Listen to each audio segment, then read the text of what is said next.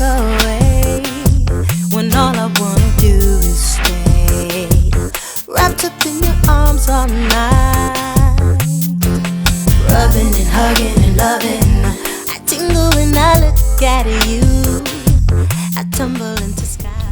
So me and Greg met, I say almost 2 times. First time me and Greg met was when I was 13 years old. His cousin Dawn, also known as Keisha, was my best friend, and she basically asked me did I want to meet her cousin. So she showed me a picture of him. She took my school picture and showed it because we were not at the same school. Yep. Showed him the picture. So that was the first time we met, and we started dating when we were younger. And then about 3 years ago, I would say, I was looking through the app LinkedIn, and his face popped up.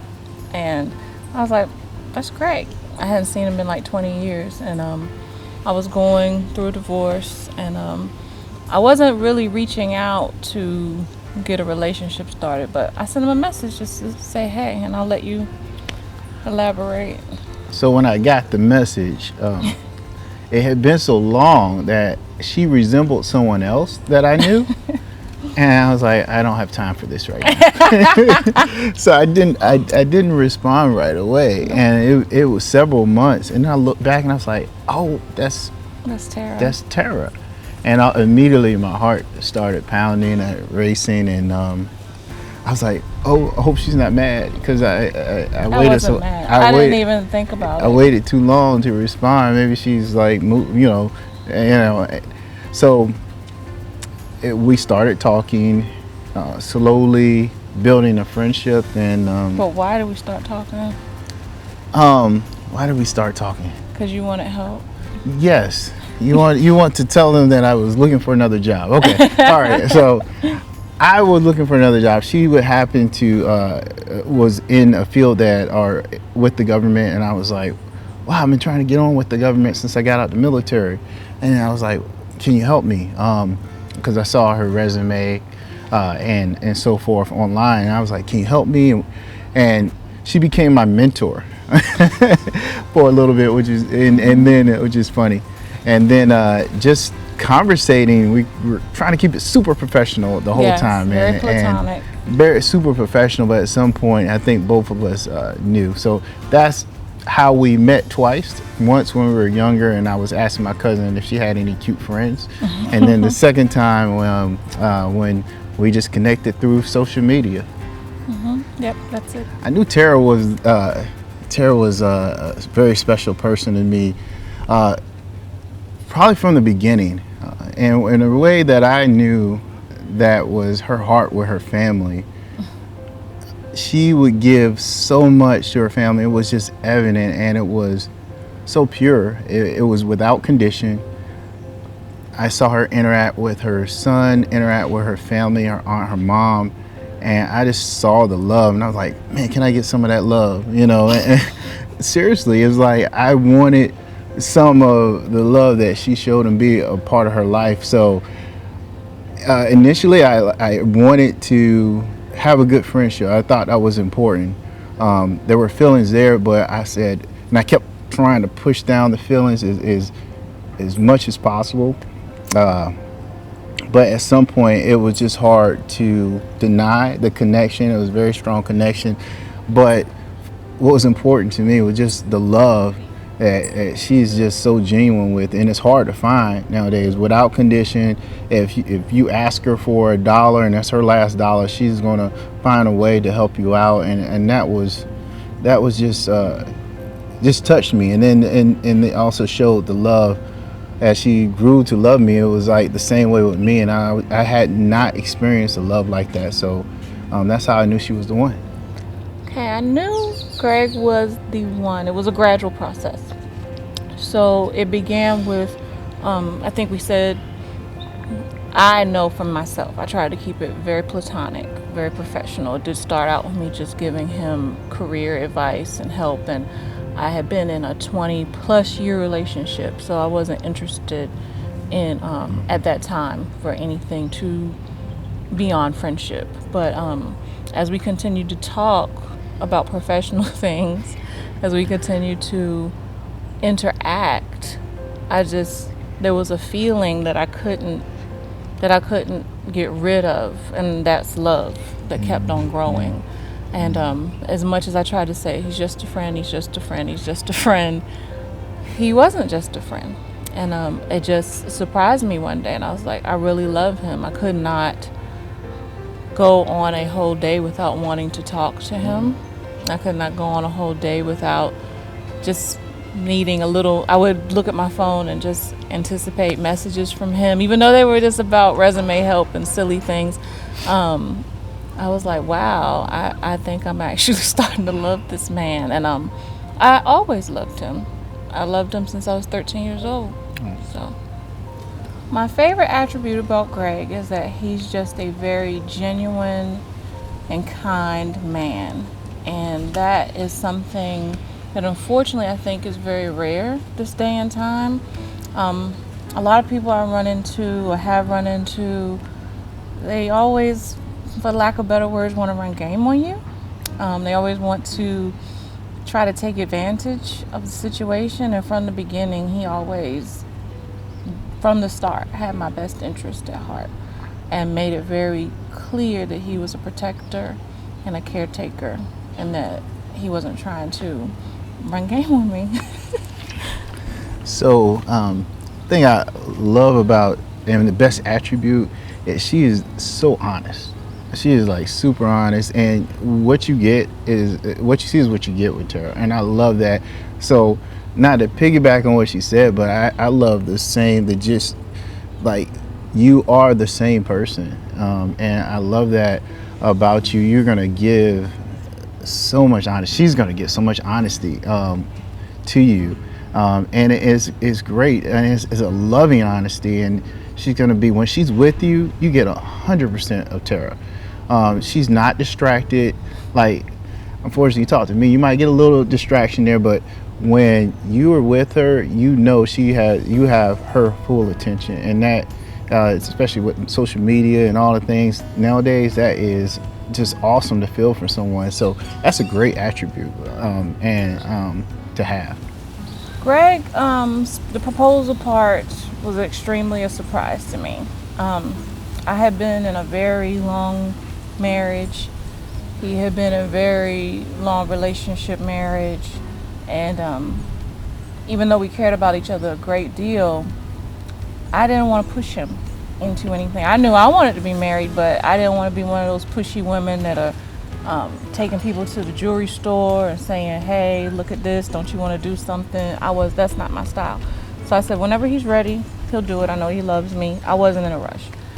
So I actually have been, for the past few years, due to him, a little bit of a side note, on a bit of a journey with weight loss and fitness. So we challenge each other, and he's like, okay, if you do this goal, then I'll take you on a surprise trip. So I was like, oh, okay, I love to travel.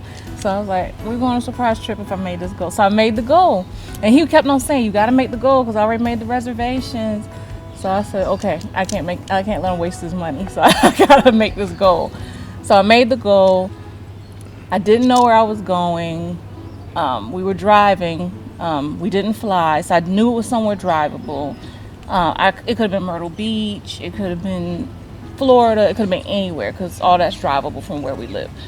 So eventually we ended up in the mountains of Virginia. We're from Virginia. We ended up in the mountains of Virginia, Charlottesville, at a little bed and breakfast. So I was like, oh, this is cute. I like this. And when we got to the bed and breakfast, the owner of the bed and breakfast, she was looking all happy and smiley and greeting us at the door. And I said, this lady is weird. What is wrong with her?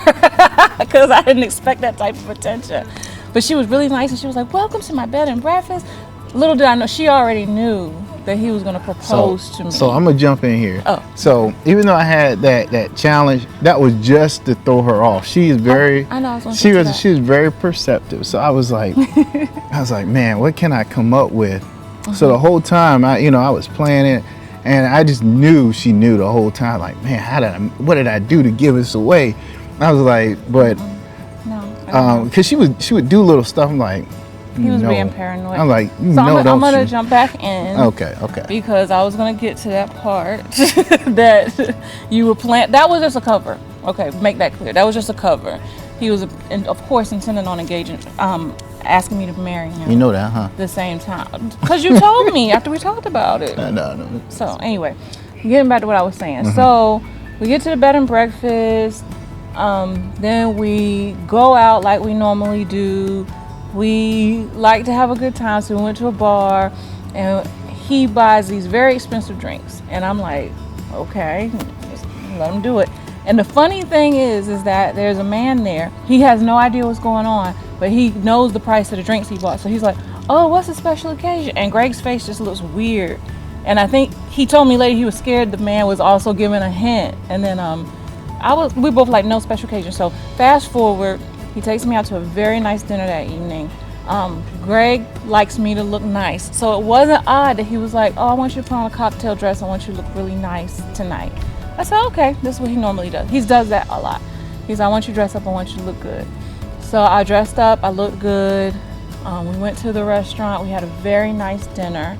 So towards the end of the meal, I believe we were waiting for dessert. I was looking at my phone. I was just scrolling through my phone, looking at messages, looking at email, looking at social media, waiting for the dessert to come. And all of a sudden, I can see out the side of my eyes some commotion.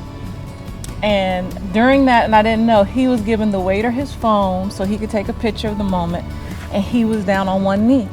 So he said, hey, and I looked. And he said, will you marry? He said really fast, will you marry me? And then I was so shocked. I said, oh my God, you're so stupid. And then I started crying and like kind of screaming and squealing. And then I said, oh my God, did I say yes? I was like, yes, of course I'll marry you. And then there was a lot of commotion. We got a lot of attention from the people in the restaurant. There was a lady there. Surprisingly, he didn't plan this part. She had gotten engaged there like 10 years before. So she was like, oh my God, I got engaged here too. Congratulations. So it was a total shock, a total surprise. I wasn't expecting it, but I was very happy. And you could fill in anything I missed. So I had known that I was going to propose a long time ago. Unfortunately, her mother had unfortunately passed away right about the time I would have, which was probably 6 months prior. So 3 months. 6 months from when I thought about it. Oh, sorry. Yeah, 6 months when I thought about it. She don't know when I started. But anyway. So what I really I had to wait. I had to make sure she was through the grieving process. And that was hard. It was, but and that's one of the reasons that I had to be kind of elaborate.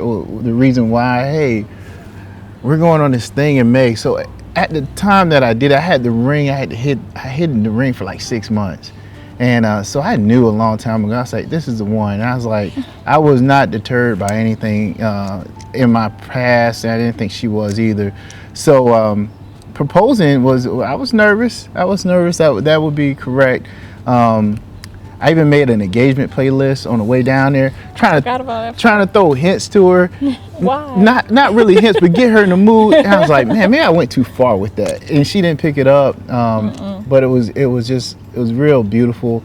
It was really nice. So I think you covered everything. You brought up the playlist, and that's gonna be the end of this part. I don't care about that. So it was funny. So he made an engagement playlist. Literally every song on this playlist has something to do with marriage, or will you marry me, or some sort of wedding theme to the song. Mm-hmm. I had no idea. Mm-hmm. We were riding it was how long? 3 hours? 3 hour ride, mm-hmm. something like that. And it was playing the whole time. And I was like, oh, this is a nice playlist. And I didn't catch that each song has something to do with will you marry me, marriage type thing. And it was funny because one of the songs on the playlist, I was even like, I don't like this song. So that was kind of funny. But yeah, it was, to sum it up, total shock. And we're here today. I'm glad he did. So Tara, you're listening to this, and I want you to know I am so glad we found each other. We're like two weirdos that somehow we found each other, and we say weirdos because we're so in tune with each other, but we're so different, and that's rare. Is almost like we were dropped here on Earth, and somehow we found each other, and I love experiencing life with you. Even the time we're just sitting down in the house, watching a movie, listening to music, or taking a trip on a whim. Like that time we went to New York when I had to actually finish a final exam, and just doing it on a whim just to hear an artist that we both like. I love experiencing life with you.